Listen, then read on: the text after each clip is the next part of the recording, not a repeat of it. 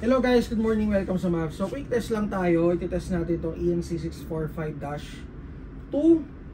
DDM4 PDW and itong 5.1D Dragon. So para to kay Sir Izon, shoutout sa iyo sir.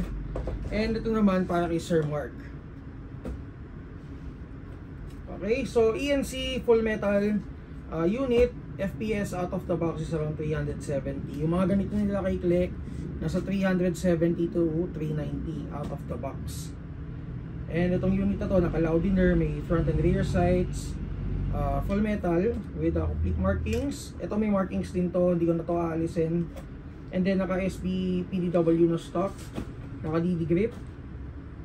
And charging handle is metal, reinforced internal parts, and naka rotary type chamber. So kasama niya sa box is itong mid cap na 120 rounds and battery at saka charger.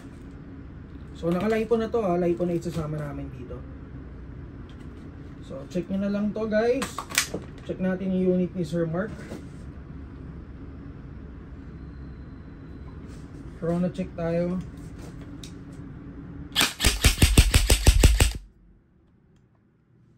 Hindi nabasa.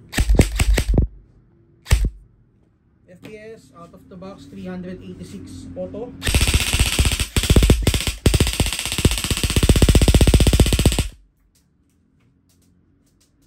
.645 ENC.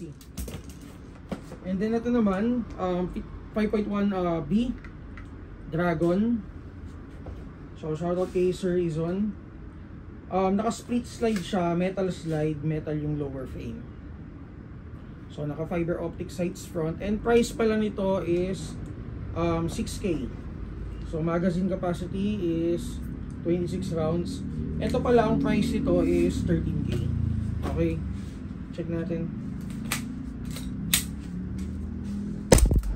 Ayan, 367.